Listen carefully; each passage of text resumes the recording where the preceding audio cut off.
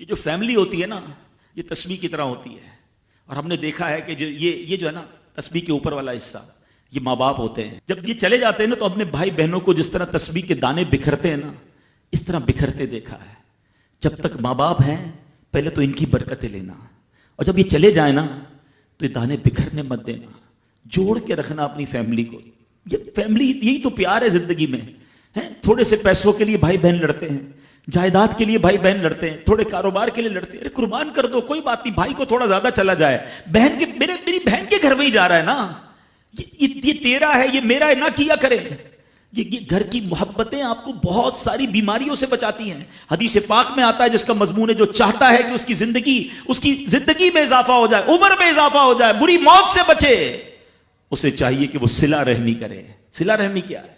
اپنے رشتہ داروں کے ساتھ اچھا سلوک. اور رشتہ داروں میں the closest family member جو ہے وہ بھائی بہن ہیں، وہ ماں باپ ہیں، بیوی بچے ہیں. ارے ان کو چھوڑ کر دنیا سے محبتیں جتا رہے ہو؟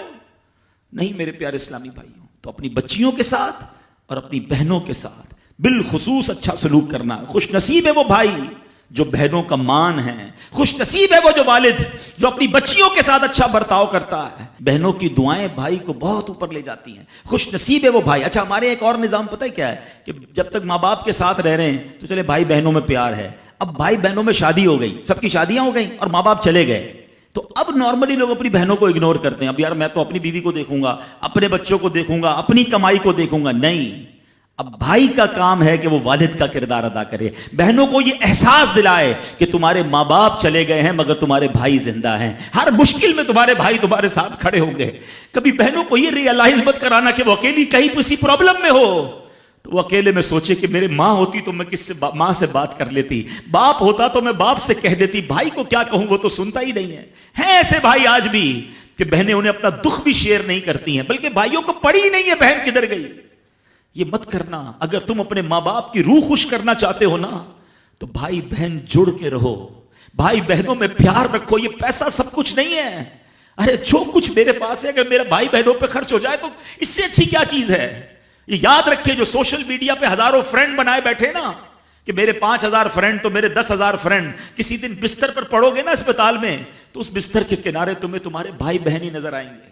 وہ سوشل میڈیا والا تمہارا جو سارے دن چیٹنگ جس کے ساتھ واٹس ایپ پہ لگے ہوئے ہو نا گروپ میں، کوئی نظر نہیں آئے گا. جب تمہارے گھر میں کوئی بچے کا پرابلم ہوگا، آدھی رات کو اگر تمہارے گھر کوئی آ کے تمہیں دلاسا دے گا تو تمہارے بھائی بہن ہوں گے. بہنوں کو حقیر نہ سمجھنا، یہ ان لوگوں کے لیے بھی درس ہے. اسلام جب نہیں آیا تھا نا تو بہنوں کے حقوق نہیں تھے، ان کو کوئی ورثے میں حق نہیں دیتا تھا، بہنوں کی شادیاں نہیں کرواتے تھے. مگر آج بھی کچھ قبائل سنا ہے ایسے ہیں، آج بھی بدبخت کچھ لوگ ایسے ہیں جو بہنوں کے حق دبا لیتے ہیں. ارے بہنیں تو غم گسار ہوتی ہیں، بہنیں تو بھائیوں کا مان ہوتی ہیں. ارے بہنیں ہوتی ہیں تو گھر میں رونق ہوتی ہے. ارے بہنوں کو عزت دیا کرو، بہنوں کو پیار دیا کرو. اللہ کے حبیب فرماتے ہیں ایسا بھی ہوا کہ کچھ لوگوں کی ماں باپ جلدی چلے گئے، اب بھائی پر بہنوں کا بوجھ ہے. ایک صحابی کے بارے میں آتا ہے ان کی 6 یا 7 بہنیں تھیں اور سبحان اللہ وہ اپنی بہنوں کو انہوں نے پالا، اپنی بہنوں کو باپ بن کر پالا. ان کے بالوں میں کنگھی بھی کرتے تھے. اور جب بہنوں کی شادیاں ہو گئی، بہنیں بڑی ہو گئی، اپنی شادی تاخیر سے کی اور شادی بھی کسی بیوہ سے کی.